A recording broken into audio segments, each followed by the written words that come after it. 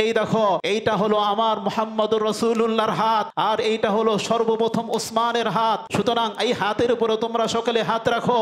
আর যতক্ষণ পর্যন্ত ওসমানের হত্যার বিচার না হবে, ততক্ষণ পর্যন্ত আমাদের তরবারি কোষবদ্ধ হবে না।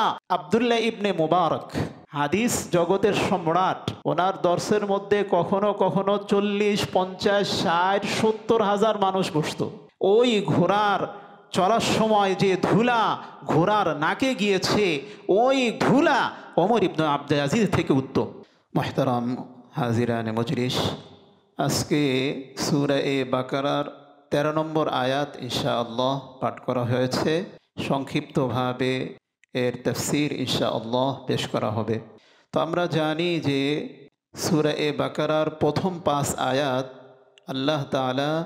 আল্লাহ তাআলা মুমিনদের ক্ষেত্রে নাজিল করেছেন, আর পরবর্তী 2 আয়াত কাদের ক্ষেত্রে? কাফেরদের ক্ষেত্রে। এরপরে 13 আয়াত কাদের ক্ষেত্রে? মুনাফিকদের ক্ষেত্রে। তো এই মুনাফিকদের আলোচনা করতে গিয়ে আল্লাহ তাআলা সূরা বাকারার 13 নম্বর আয়াতে তাদেরকে লক্ষ্য করে বলছেন, মুনাফিকদেরকে লক্ষ্য করে। আল্লাহ বলেন, আয়াতের অর্থটা শুনেন, এরপরে আমরা জানব এই আয়াতে আল্লাহ তাআলা মুনাফিকদেরকে লক্ষ্য করে কাদের ন্যায় ঈমান আনার জন্য বলেছেন। আগে আমরা দেখি আয়াত কি বলে। ওয়াও এবং ইদা, যখন, কিলা লাহুম, তাদেরকে বলা হয়, মানে মুনাফিকদেরকে বলা হয়, আমিনু, তোমরা ঈমান আনো, কামা আমানান নাস, যেমনিভাবে মানুষ ঈমান এনেছে, যেমনিভাবে মানুষ ঈমান এনেছে। ক্বালু, এই মুনাফিকরা বলে, আনুমিনু, আমরা কি ঈমান আনবো, কামা আমানাস সুফাহা, যেমনিভাবে এই নির্বোধরা ঈমান এনেছে। আলা, আল্লাহ বলেন, এই মুনাফিকরা যারা রসুলের উপরে ঈমান এনেছে তাদেরকে কি বলছে? নির্বোধ। আল্লাহ বলেন, তারা কয়েকটা গুরুত্ব দিয়ে, আরবি ভাষায় মধ্যে কয়েকটা গুরুত্ব দিয়ে এই মুনাফিকরা এই কথাগুলো বলেছে। প্রথমে বলেছি কামা আমানা সুফাহা, এরকম। আল্লাহ তাআলা তাদের কথাকে রদ করে বলছেন, আলা, একটা গুরুত্ব, ইন্না, একটা গুরুত্ব, হুম, একটা গুরুত্ব, হুমুস, আর একটা গুরুত্ব। 4 গুরুত্ব দিয়ে আল্লাহ তাআলা তাদের কথাকে রদ করে বলছেন, শুনো, আলা ইন্নাহুম হুমুস সুফাহা, নিশ্চয়ই ওরাই হলো নির্বোধ, ওয়ালাকিন লা ইয়ালামুন, তারা জানেই না। তারা কি করে না? জানেই না। এই মুনাফিকদেরকে লক্ষ্য করে আল্লাহ তাআলা বলছেন। এখন দেখেন, এই 13 আয়াতের মধ্যে আল্লাহ তাআলা বলছেন, কিলা লাহুম আমিনু কামা আমানান নাস, যেমনিভাবে মানুষ ঈমান এনেছে তোমরাও তাদের মতো ঈমান আনো। এখন বলেন তো, কোরআন যেই যুগে নাজিল হয়েছে তখন কি আমরা ছিলাম না সাহাবায়ে কেরাম ছিলেন? সাহাবায়ে কেরাম ছিলেন। তো আল্লাহ তাআলা এই আয়াতে বলেছেন যে তোমরা ঈমান আনবে কেমন? যেমনিভাবে সাহাবায়ে কেরাম ঈমান এনেছে। এখন প্রশ্ন হলো, সাহাবা কাকে বলে? সাহাবা কাকে বলে এটা আপনারা মোটামুটি জানেন। সাহাবা হলো, এক কথায় যদি বলি, নবীর সোহবত যারা পেয়েছে তাদের নাম কি? সাহাবী। তাদের নাম কি ভাই? সাহাবী। মনে করেন সাহাবী কাকে বলে? 1 নম্বর হইল ঈমান অবস্থায়, সে ঈমান অবস্থায় রসুলকে দেখেছে অথবা রসুল তাকে দেখেছে, এতটুকুই শেষ না, বরং ঈমান অবস্থায় সে মারা গিয়েছে, তার নাম কি? সাহাবী। তাইলে সাহাবী হইতে হইলে সে ঈমান অবস্থায় রসুলকে দেখেছে অথবা রসুল তাকে ঈমান অবস্থায় দেখেছে, এতটুকুই শেষ না, বরং সে ঈমান অবস্থায় মৃত্যুবরণ করেছে। যদি ঈমান অবস্থায় রসুল তাকে দেখেছে অথবা সে রসুলকে দেখেছে ঈমান অবস্থায়, কিন্তু ঈমানের সাথে মৃত্যু হয় নাই, সে কি সাহাবী? সে সাহাবী না। আর যদি ইমান যদি না থাকে, মনে করেন আবু জেহেল আল্লাহ রসুলকে দেখেছিল, আবু লাহাব, উতবা, শাইবা সকলেই আল্লাহ রসুলকে দেখেছিল, কিন্তু তারা কি সাহাবি? সাহাবি না, বরং রসুলের তারা দুশ্মন ছিল। কিন্তু যারা রসুলকে, তাহলে সাহাবি কাকে বলে? যারা রসুলকে ইমান অবস্থায় দেখেছে অথবা রসুল তাদেরকে দেখেছে। কেননা কিছু সাহাবি ওনারা ছিলেন অন্ধ। ওনারা কি ছিলেন? অন্ধ। যেমন রসুলের মুয়াজ্জিন ছিল 4 জন। কয়জন ভাই? রসুলের মুয়াজ্জিন কয়জন? 1 নম্বর, এই জুমাও তো গেলাম, বিলাল। 1 নম্বর কি? বিলাল। 2 নম্বর শেষ আব্দুল্লাহ ইবনে উম্মে মাকতুম। 2 নম্বর কি? আব্দুল্লাহ ইবনে উম্মে মাকতুম। 3 নম্বর আবু মাহজুরা। 3 নম্বর আবু মাহজুরা। 4 নম্বর আব্দুল্লাহ ইবনে জায়েদ ইবনে আব্দে রাব্বি। কয়জন হইল? 4 জন। এই 4 জনের মধ্যে আব্দুল্লাহ ইবনে জায়েদ ইবনে কি বলে, এই আব্দুল্লাহ ইবনে উম্মে মাকতুম, উনি ছিলেন অন্ধ। উনি ছিলেন কি? অন্ধ। তাইলে উনি তার রসুলকে নিজ চোখে দেখতে পারে নাই, কিন্তু রসুল তাকে দেখেছে ইমান অবস্থায়। তাইলে তার নাম কি? তাদের নাম হলো সাহাবি। এখন বলেন তো, সাহাবা নবীর সংস্পর্শে ইমানের সাথে যাওয়ার সাথে সাথে ওনাদের নাম কি হয়ে গিয়েছে? সাহাবি। এই সাহাবির মর্যাদা এত বেশি। মর্যাদা শুনেন, মর্যাদা বলার করতে গিয়ে আব্দুল্লাহ ইবনে মুবারক ঘটনা আরেকদিন আপনারা শুনেছেন, যাকে বলা হতো আমিরুল মুমিনিন ফিল হাদিস। হাদিসের জগতে সর্বপ্রথম যিনি, যাকে বলা হতো আমিরুল মুমিনিন ফিল হাদিস, হাদিস জগতের সম্রাট। কি বলা হতো ভাই? হাদিস জগতের সম্রাট।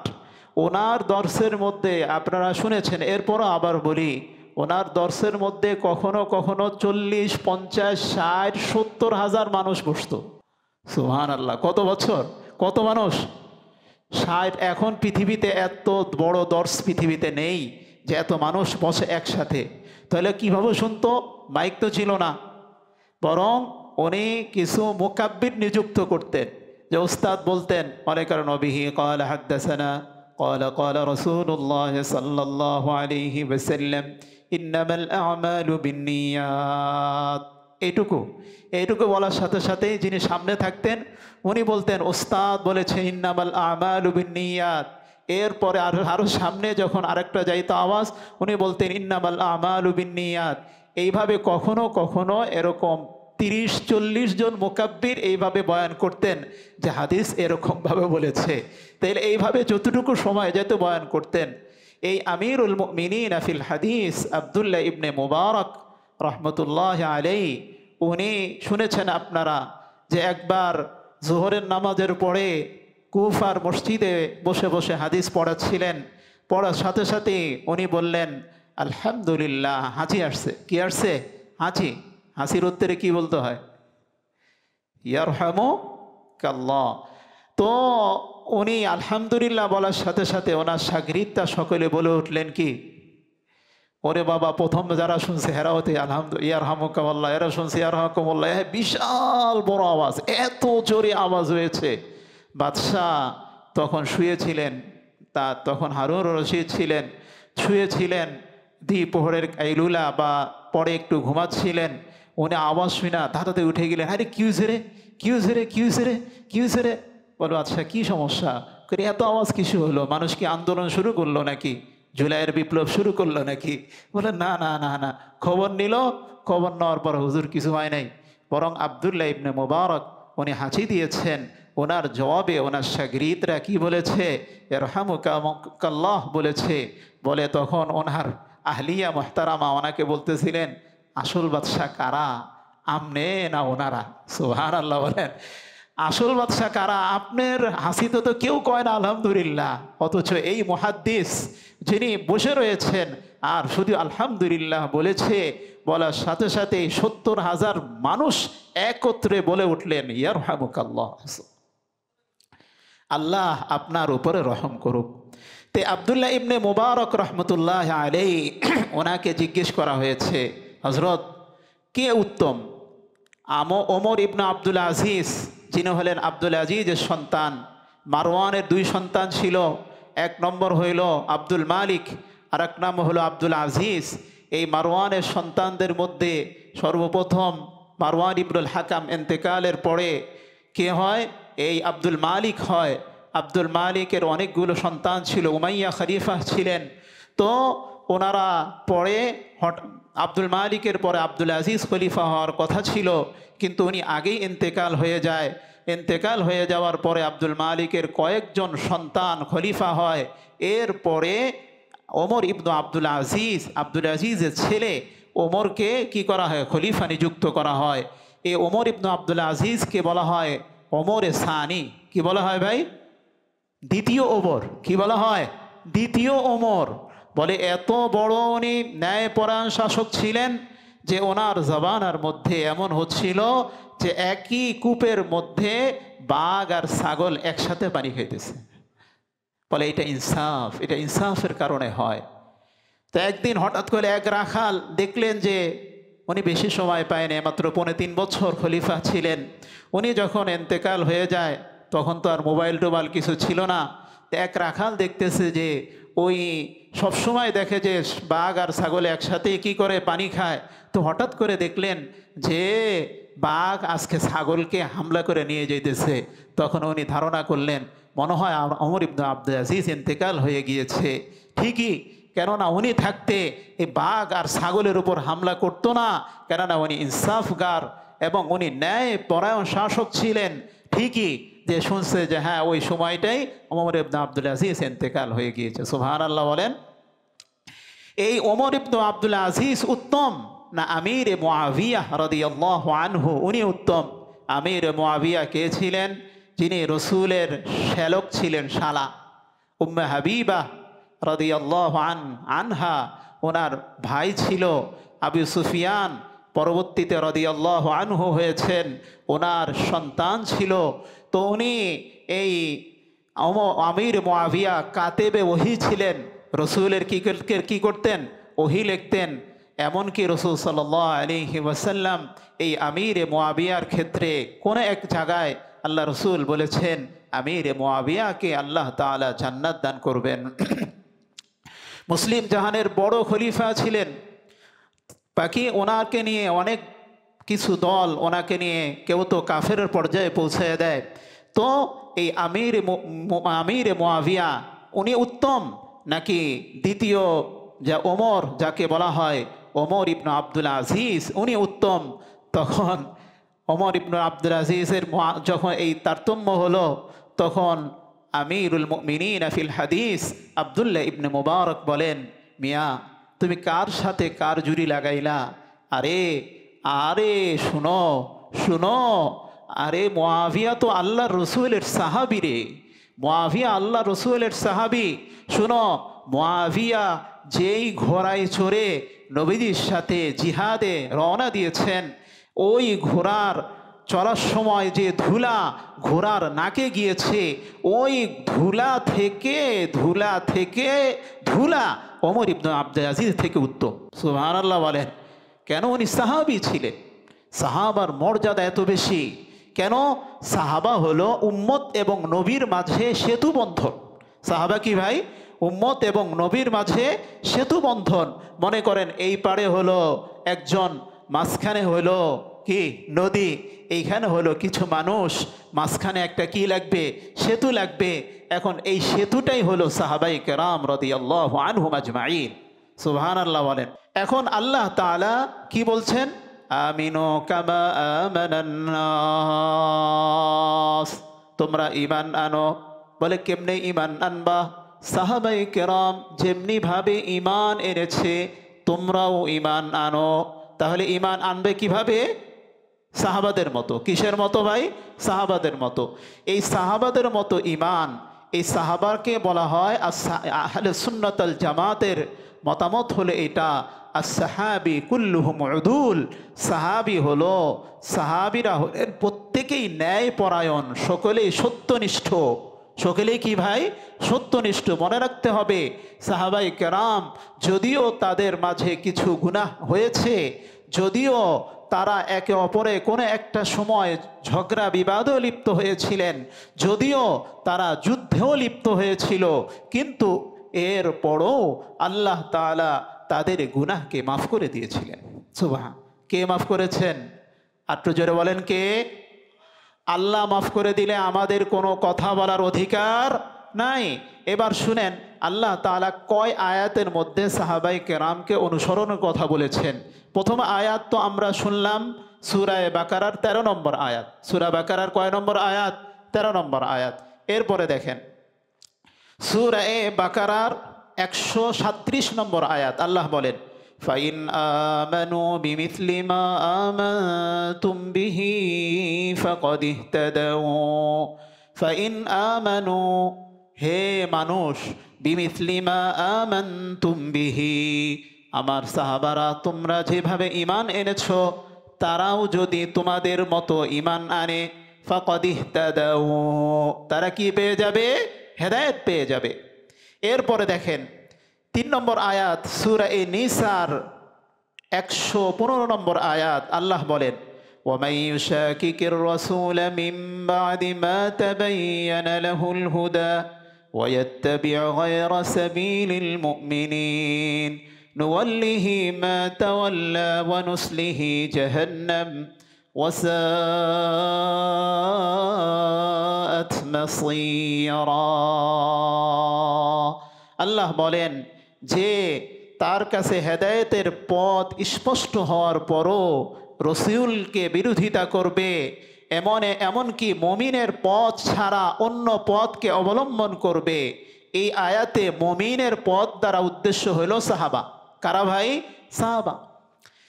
তাহলে এই 3টি আয়াত, আচ্ছা বলেন তো কোরআনুল কারীমের 3টি আয়াত না, শুধু 3টি না, আরও দেখেন। যেমন দেখেন আল্লাহ তাআলা বলেন কুনতুম খায়রা উম্মাতিন উখরিজাত লিন-নাস, সূরা আলী ইমরান আয়াত নম্বর 110। আল্লাহ তাআলা সর্বপ্রথম যাদের উপরে কোরআন নাজিল হয়েছে সাহাবী, তাদেরকে লক্ষ্য করে আল্লাহ বলছেন কুনতুম খায়রা উম্মাতিন উখরিজাত লিন-নাস, আরে তোমরাই হইল সর্বশ্রেষ্ঠ জাতি, তোমাদেরকে মানব জাতির হেদায়েতের জন্য বের করা হয়েছে। সুবহানাল্লাহ বলেন। এরপরে দেখেন সূরা বাকারার 143 নম্বর আয়াতে আল্লাহ তাআলা সাহাবাদের কথা বলতেছেন। আল্লাহ বলেন ওয়াকাযালিকা জাআলনাকুম উম্মাতান ওয়াসাত লিতাকুনু শুহাদা আলান নাস ওয়া ইয়াকুনার রাসূলু আলাইকুম শাহীদা। এরপরে সূরা ফাতিহার 48 নম্বর আয়াতে আল্লাহ বলছেন লাকাদ, সূরা ফাতিহার 48 নয়, ভুল, সূরা ফাতিহার 18 নম্বর আয়াতে আল্লাহ বলেছেন লাকাদ রাদিয়াল্লাহু আনিল মুমিনিন, আল্লাহ তাআলা ওই মুমিনদের উপরে রাজি হয়ে গিয়েছেন। কারা? ইদ ইউবাইউনাকা তাহতাশ শাজারা, যারা আপনার হাতে গাছের নিচে বায়াত নিয়েছেন। সুবহানাল্লাহ বলেন। তারা কারা ছিল? সাহাবা ছিল। এরপরে দেখেন সূরা ওয়াকিআহ এর 10 থেকে 12 নম্বর আয়াত ওয়াস-সাবিকুনাস সাবিকুন উলাইকাল মুকাররাবুন। এরপরে দেখেন সূরা তাওবার 100 নম্বর আয়াত। আল্লাহ বলেন ওয়াস-সাবিকুনাল আউয়ালুনা মিনাল মুহাজিরিনা ওয়াল আনসার ওয়াল্লাযীনা ইত্তাবাউহুম বিইহসান, মুহাজির আনসার মধ্যে থেকে যারা অগ্রগামী এবং যারা তাদেরকে অনুসরণ করেছে, আল্লাহ তাদের উপর সন্তুষ্ট হয়ে গিয়েছেন এবং তারাও আল্লাহর উপর সন্তুষ্ট হয়ে গিয়েছে। এরা কারা? সাহাবী। এরপরে দেখেন সূরা হাশরের 8 থেকে 9 নম্বর আয়াতে আল্লাহ বলেন লিল ফুকারাইল মুহাজিরিন আল্লাযীনা উখরিজু মিন দিয়ারিহিম ওয়া আমওয়ালিহিম ইয়াবতাগুনা ফাদলাম মিনাল্লাহি ওয়া রিদওয়ানা ওয়া ইয়ানসুরুনাল্লাহা ওয়া রাসূলাহু উলাইকা হুমুস সাদিকুন, এরা হলো সাহাবী। এরপরে দেখেন সূরা ফাতহার আর এক আয়াত, মুহাম্মাদুর রাসূলুল্লাহ ওয়াল্লাযীনা মাআহু আশিদ্দাউ আলাল কুফফার। এগুলো কাদের কথা বলেছে? সাহাবা। এরপরে সাহাবাদের অবস্থা সূরা হুজুরাতের ৩ নম্বর আয়াতে আল্লাহ বলেন, উলাইকা আল্লাযীনা ইমতাহানাল্লাহু কুলুবাহুম লিত্তাকওয়া। আমি আল্লাহ সাহাবায়ে কেরামের তাকওয়ার পরীক্ষা নিয়েছি। পরীক্ষা নিয়েছে কে? আলো জোরে বলেন। আল্লাহ পরীক্ষা নিয়েছেন। পরীক্ষা নিয়ে রেজাল্ট কি দিচ্ছেন জানেন? লাহুম মাগফিরাহ, আমি সাহাবায়ে কেরামকে মাফ করে দিলাম। ওয়া আজরুন কারীম, তাদের জন্য রয়েছে মহা প্রতিদান। তাইলে সাহাবায়ে কেরাম এইগুলো আয়াত, একটা আয়াতকে কেউ যদি অস্বীকার করে তাহলে মুমিন থাকবে না, কাফের হয়ে যাবে। এবার কয়েকটা হাদিস শুনেন। আন হাদিস আব্দুল্লাহ ইবনে মাসউদ রাদিয়াল্লাহু আনহু মারফুআন, আল্লাহ রাসূল বলেন, খায়রু উম্মতি করনি সুম্মাল্লাযীনা ইয়ালুনাহুম সুম্মাল্লাযীনা ইয়ালুনাহুম, সর্বোত্তম যুগ হলো আমার যুগ, এরপরে পরবর্তী যুগ, এরপরে পরবর্তী যুগ। সুবহানাল্লাহ বলেন। এমনকি বুখারী শরীফের কয়েক অধ্যায়ে এসেছে, কোন কোন সাহাবী বলেন এমন সময় আল্লাহ রসুল বলেছেন যে এমন একটা সময় আসবে তখন তোমাদেরকে জিজ্ঞাসা করা হবে, আচ্ছা তোমাদের মধ্যে এমন কেউ কি আছে যারা সাহাবা আল্লাহ রসুলকে দেখেছে, এমন কেউ কি আছে? তখন বলা হবে আছে। তখন তাদেরকে ডাকা হবে, তাকে ডাকা হবে, তার দ্বারা দোয়া করা হবে, আল্লাহ তাআলা ওই মুজাহিদিন ইসলামেরকে আল্লাহ তাআলা বিজয় দিয়ে দিবেন। এরপরে কিছুদিন যাবে, যাওয়ার পরে জিজ্ঞেস করা হবে, আচ্ছা ভাই তোমাদের মধ্যে কি যারা এমন কেউ আছে যারা রসুলকে দেখেনি, কথা ঠিক, কিন্তু রসুলের সাহাবাদেরকে দেখেছে, এমন কেউ কি আছে? বলা হবে আছে। তখন তাকে দিয়ে দোয়া করানো হবে, আল্লাহ তাআলা দোয়া কবুল করবেন, তাদের দোয়ার পরিবর্তে বদৌলতে আল্লাহ তাআলা মুসলমানদেরকে বিজয় দিয়ে দিবেন।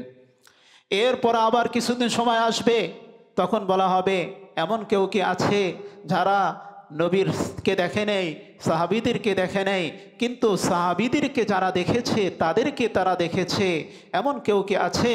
বলা হবে আছে। তাদেরকে ডাকা হবে, দোয়া করা হবে, আল্লাহ দোয়া কবুল করবেন, এই উসিলা আল্লাহ তাআলা মুজাহিদিন ইসলামের বিজয় দিয়ে দিবেন। তাহলে এই 3 যুগ হইল সর্বোত্তম যুগ। এরপর আল্লাহ রসুল বলেন আর এক হাদিস, আবি সাঈদ আল খুদরি মারফুআ লা তাসুব্বু আসহাবি, আল্লাহ রসুল বলেন, এই আমার উম্মতেরা তোমরা আমার সাহাবীদেরকে গালি দিও না। কেন? ফাওয়াল্লাযী নাফসি বিয়াদিহি, আল্লাহ কসম যেই সত্তার হাতে আমার প্রাণ, লাউ আনফাকা আহাদুকুম মিসলা উহুদিন যাহাবা, তোমাদের কেউ যদি উহুদ পাহাড় পরিমাণ স্বর্ণ দেয় আর আমার সাহাবারা সামান্য থেকে সামান্য দেয়, তাদের দানের সমতুল্য কখনোই হতে পারবে না। সুবহানাল্লাহ বলেন। এরপরে দেখেন, আন হাদিস ইবনে আব্বাস মারফুআ, আতাইতুম মিন কিতাবিল্লাহ, একেবারে শেষে বলেন, ইন্না আসহাবি বিমানজিলাতিন নুজুমি ফিস সামা, আল্লাহ রসুল বলেন আমার সাহাবীরা হলো আসমানের তারকা তুল্য। সুবহানাল্লাহ। আমার সাহাবীদেরকে যারা অনুসরণ করবে তাদেরকে আল্লাহ তাআলা হেদায়েত দান করবেন। তাহলে কত হাদিস কইতাম। তাহলে সাহাবায়ে কেরাম হইল এই উম্মতের সত্যের মাপকাঠি, হইল সাহাবায়ে কেরাম। কি ভাই? সাহাবায়ে কেরাম হইল সত্যের মাপকাঠি। এবার একটা দুইটা ঘটনা শুনেন, সময় যেহেতু অনেক হয়ে গিয়েছে, যে সাহাবায়ে কেরাম ব্যাপারে আমাদের এই আকীদা থাকতে হবে, আল্লাহ তাদের গুনাহ হতে পারে, হওয়াটা অসম্ভব না, হয়েছেও, কিন্তু আল্লাহ তাদেরকে কি করে দিয়েছেন, এই ক্ষেত্রে আমাদের কিছু বলার নাই, আল্লাহ মাফ করিয়ে দিয়েছেন, আমরা কি করব। সুতরাং তাদের ব্যাপারে আমাদের মুখ থাকতে হবে কি বন্ধ, কোনো কথাবার্তা নাই। আজ আল্লাহ রসুল যা বলেছেন আমরা তা বলবো, কিতাবে যা বলেছে আমরা তা বলবো। মনে করেন একবার হজরত ওসমান, ওসমানকেও রাফিজি শিয়ারা খুব বেশি কি করত, এই এই খারাপ বলতো, এমনকি কাফের পর্যন্ত বলতো। কাকে? ওসমান গনি। ওসমান গনি সম্পর্কে কি বলবো, যে ওসমান গনি সম্পর্কে আল্লাহ রসুল একবার বললেন, দেখো এখানে একটা কূপ আছে, যেই কূপের নাম হলো রুমা, এই রুমা কূপ যেই ক্রয় করে দিবে আমি তার জন্য জান্নাতের গ্যারান্টি দিচ্ছি। সুবহানাল্লাহ। হযরত ওসমান রাদিয়াল্লাহু আনহু উনি কি করলেন, এই কূপকে ক্রয় করে দিলেন। আরে হযরত ওসমানের নাম ছিল, উপাধি ছিল জিন্নুরাইন। সুবহানাল্লাহ বলেন, সুবহানাল্লাহ। রসুলের দুই কন্যাকে বিবাহ করেছিল, একসাথে না, একজনের পরে একজন। এরপর রসুল বলেছিলেন, আমার যদি আর একটা মেয়ে থাকতো তাইলে ওসমানের সাথে আমি বিয়ে দিয়ে দিতাম। তাইলে কত বড় শখসিয়াত, ব্যক্তিত্ব ছিল। তো একবার শুনেছেন আপনারা, হজরত উমরের যুগে অথবা ওনার নিজের যুগে না, উমরের যুগে মদিনার মধ্যে বিশাল হলো, কি বলে, এই কাহাত সালি, দুর্ভিক্ষ শুরু হলো। বলে এত দুর্ভিক্ষ, এত বেশি দাম, পণ্যর দাম বেড়ে গিয়েছে। ওসমান ব্যবসায়ী কাফেলা আসতেছিল। বলে এক কাফেলা হইল, প্রথম কাফেলার উট হইল মদিনায়, আর আরেকটা হলো সেই 3 মাইল দূরে, 3 মাইল ব্যাপী ওনার উটের কাফেলা, বিশাল কাফেলা শাম থেকে আসছে। ওনার কাছে মদিনার ব্যবসায়ীরা চলে আসছে, আশা বলতেছে যে ওসমান, বলে কি আমার কাছে, আমাদের কাছে এই মালগুলো বেচে দেন। উনি বললেন যে আপনারা কতটুকু লাভ দিবেন? বলে 1 গুণ। বলে আপনি কতটুকু দিবেন? বলে 2 গুণ। বলে আপনি? বলে 3 গুণ। বলে আপনি? বলে 4 গুণ। বলে আপনি? 5 গুণ। আর বেশি দিবেন না? না, আর বেশি কেমনে দেয়, 5 গুণ লাভ তো অনেক বেশি। তো আচ্ছা, আমি এমন ব্যক্তির কাছে বেচবো যিনি আমাকে 700 গুণ সওয়াব দিবে। সওয়াব না, প্রতিদান দিবে। কি দিবে? প্রতিদান দিবে। ওনারা বলেন, কি বলেন, 700 গুণ কেমনে সম্ভব? এটাকে আপনি কি পাগল হয়েছেন নাকি? উনি সব কিছু আসছে, আসার পরে মসজিদে নববীর সামনে যায় বলছে, এই বিশাল যে কাফেলা, যে খাদ্যশস্য আমি মদিনার গরিব যারা কাহাত সালিতে আক্রান্ত তাদের জন্য দান করে দিলাম, আমার রব আমাকে 700 গুণ সওয়াব দান করবেন। এই ওসমানকে কেউ কেউ তো কাফের বলে ফেলে। আল্লাহ হেফাজত করুক, আল্লাহ হেফাজত করুক। যে ওসমান রাদিয়াল্লাহু আনহু ঘটনা শুনেন ইমাম বুখারী রহমতুল্লাহ আলাইহি বয়ান করেছেন। এটা অনেক দিন পরে, ওসমান শাহাদাতের অনেক পরে, তখন হয়তো আমির মুআবিয়া রাদিয়াল্লাহু আনহু খলিফা ছিলেন। হযরত আব্দুল্লাহ ইবনে ওমর রাদিয়াল্লাহু আনহু উনি একদিন মসজিদে হজের মৌসুমে বাইতুল্লাহর মধ্যে বসেছিলেন। তো হঠাৎ করে একজন ব্যক্তি আসছে ইরাক থেকে, শিয়া। সে আয়সা মানুষকে বলতেছে, ভাই এই যে বড় মানুষটা, এই যে বিশাল, তার পাশে অনেক মানুষ বসে রয়েছে, বয়স্ক মানুষটা কে? ওনারা বললেন, আরে চিনো না, উনি তো ওমরের ছেলে আব্দুল্লাহ ইবনে ওমর রাদিয়াল্লাহু আনহু। উনি গেলেন, যা বলতেছেন, আমি আপনাকে আল্লাহর নামে কসম খায় কয়েকটা কথা জিজ্ঞেস করব, আপনি সত্যি সত্যি উত্তর দিবেন তো? বলে হ্যাঁ দিব। প্রথম কথা, যে আমি আল্লাহর নামে কসম খায়া বলতেছি, ওসমান তো বদরের যুদ্ধে অংশগ্রহণ করে নাই, কথাটা সত্যি? উনি বলেন হ্যাঁ সত্যি।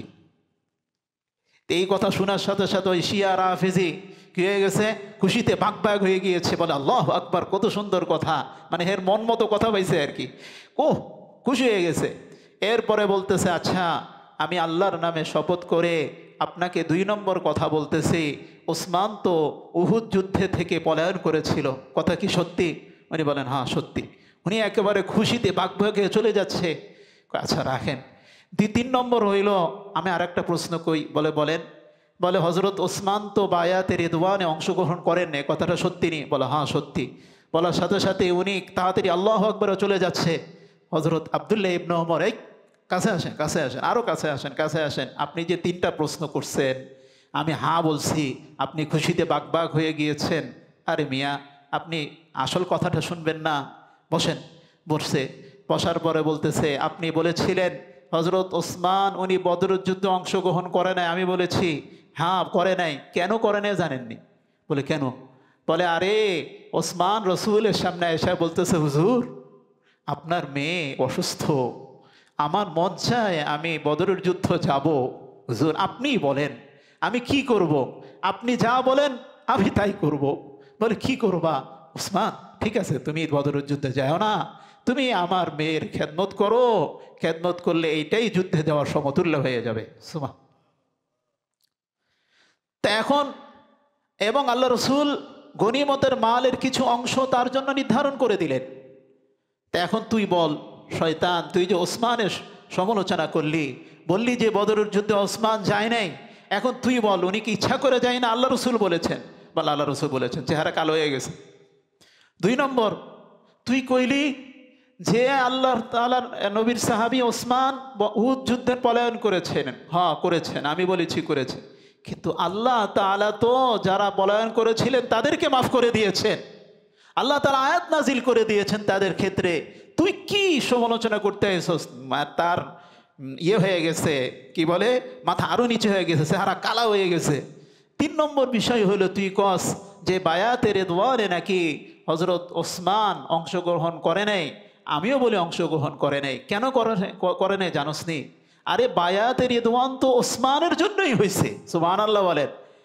বায়াতে রিদওয়ান তো ওসমানের জন্যই হইল। বলে কেমনে? বলে আরে যখন হুদাইবিয়া সন্ধি হলো, সন্ধির আগে আল্লাহ রসুল ওসমানকে পাঠালেন, সর্বোত্তম তাদের মধ্যে সর্বোত্তম ব্যক্তি ছিল ওসমান। পাঠাইলো, যাও ওসমান তুমি মক্কার কাফিরদেরকে এই কথা বলো যে আমরা ওমরাহ করার জন্য আসছি, মারামারি করার জন্য আসি নাই আমরা। ওসমান যা বলল, বলার পরে তারা বলল যে ওসমান তুমি আসছো সম্ভ্রান্ত দানশীল মানুষ, তুমি পাইলে তুমি ওমরা করে যাও, আমরা রসুলকে তোমার মনিবকে রসুলকে কি করতে দিব না, ওমরা করতে দিব না। ওসমান হাসা কইতেছে, মিয়া আমি আল্লাহ রসুলকে থুইয়া ওমরা করবো?